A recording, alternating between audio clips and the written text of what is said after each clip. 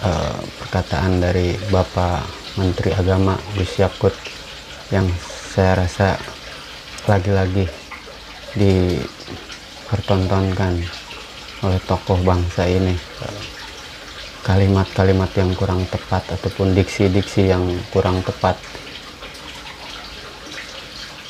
Jika Bapak tidak bisa melakukan metafor-metafor itu yang baik, lebih baik sedikit bicara,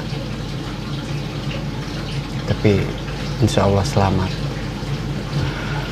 Kalau menurut saya pribadi mungkin nggak nyambung banget ya diksinya, pemilihan kata dan kalimatnya. Logika sederhana saya berpikir toa itu benda mati, akan tetapi disamakan dengan suara anjing. Anjing itu makhluk hidup. Siapa yang bisa mengatur suara anjing, kapan harus bersuara dan kapan dia harus berhenti bersuara?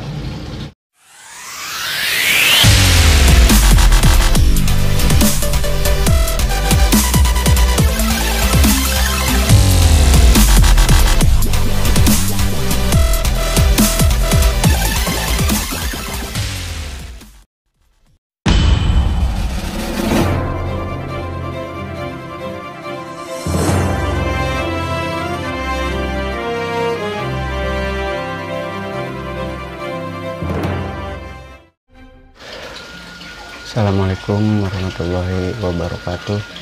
Sampurasun, Wilujeng Wayakir.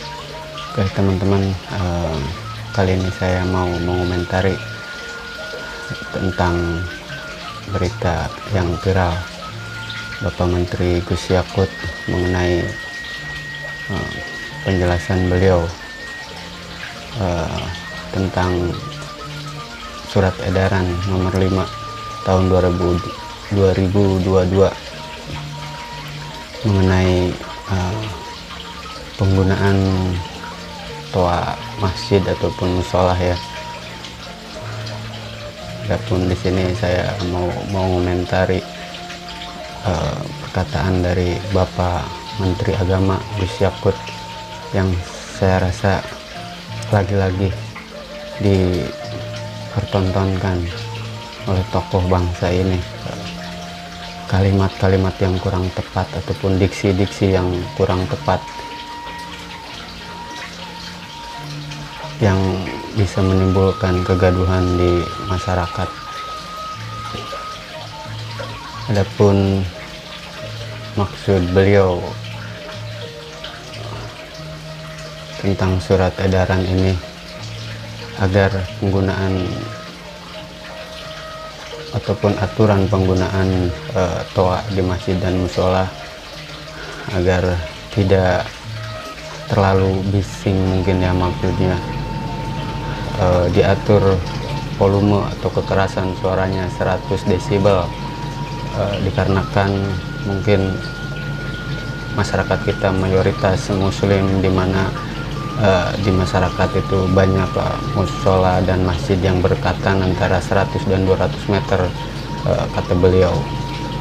Namun di sini saya mau mengomentari diksi yang tidak tepat, perkataan ataupun kalimat-kalimat yang kurang tepat menurut saya pribadi ya, orang kampung, antara suara azan dibandingkan dengan suara gonggongan anjing, yang dimana beliau berkata andaikan di satu lingkungan masyarakat ataupun komplek di situ banyak anjing dan menggonggong bersamaan, itu akan terdengar berisik sekali.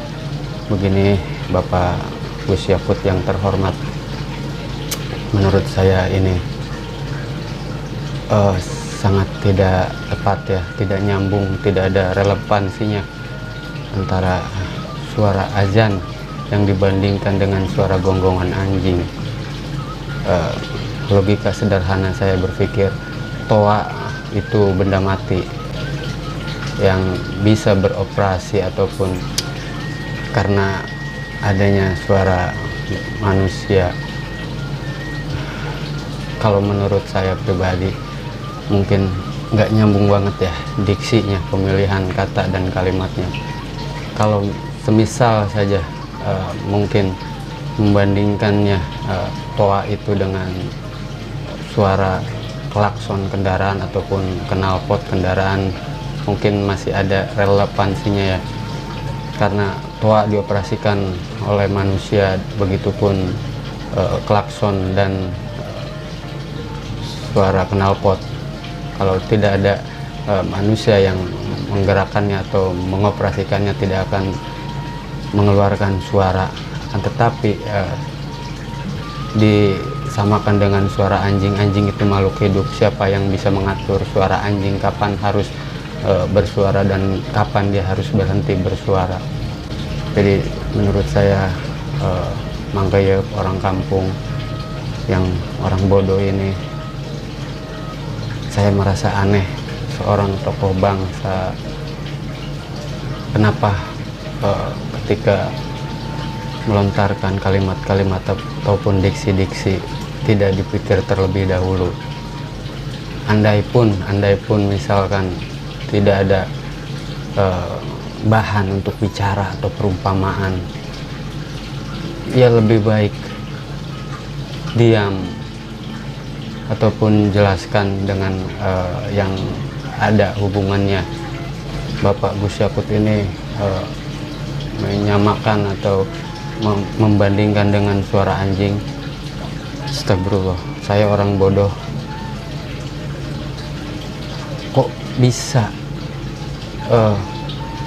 terpikir ke arah situ ya. Buat saya orang bodoh juga itu hal yang tidak nyambung sekali, tidak ada relevansinya sekali. Seharusnya kan Bapak ini tokoh bangsa, di mana Bapak ini dianggap mampu dan pintar untuk mengelola negara ini. Bapak mengeluarkan ataupun berpikir tentang program-program masyarakat ataupun untuk kepentingan masyarakat. Tapi juga Bapak dituntut untuk menyampaikan perkataan-perkataan ataupun kalimat-kalimat, diksi-diksi yang memang tidak membuat riuh gaduh. Tunjukkan intelektualitasnya, tunjukkan kualitas Bapak sebagai seorang tokoh bangsa. Saya tidak habis pikir ya, seorang tokoh bangsa kok bisa mengeluarkan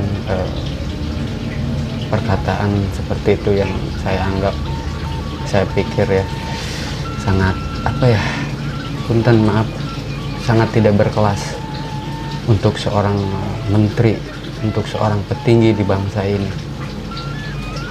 Saya tidak habis pikir kenapa selalu ngasal berbicara itu. Kalau misalkan Bapak kurang mampu untuk menyampaikan sesuatu diksi ataupun narasi ke masyarakat,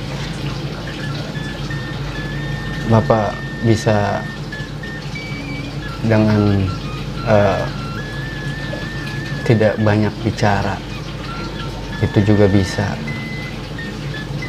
Hati-hati, harus sangat hati-hati dalam berbicara.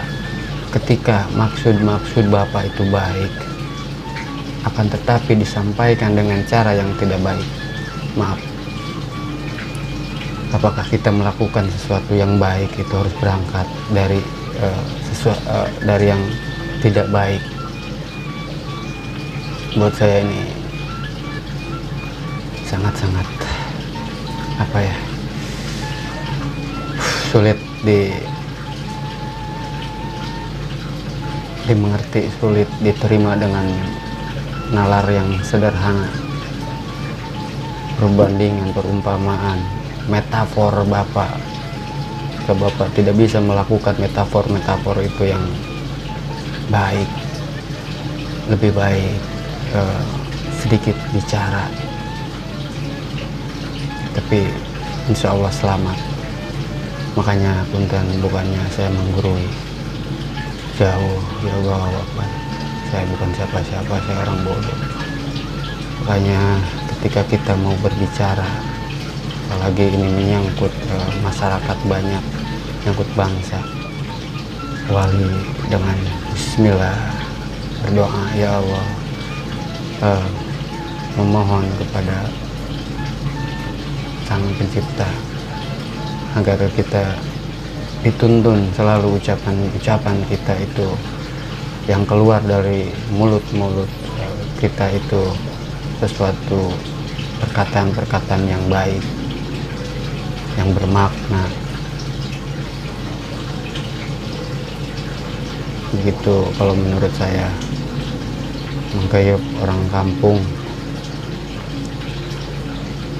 sekali lagi saya mohon maaf kepada Bapak Menteri Agama Gus Yakut jika ada kata-kata yang salah dari mulut saya mohon dibukakan pintu maaf yang sebesar-besarnya. Kenapa saya kok ikut-ikutan mengomentari? Karena saya sangat cintai negeri ini, cintai bangsa ini. Sudahlah, kita jangan banyak bertengkar, banyak ribut, banyak membuat hal-hal yang gaduh.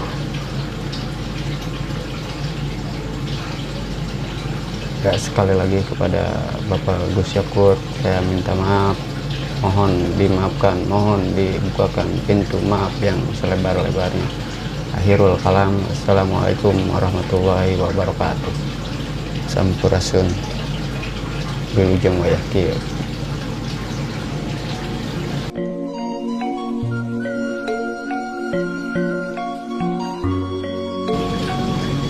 Oke.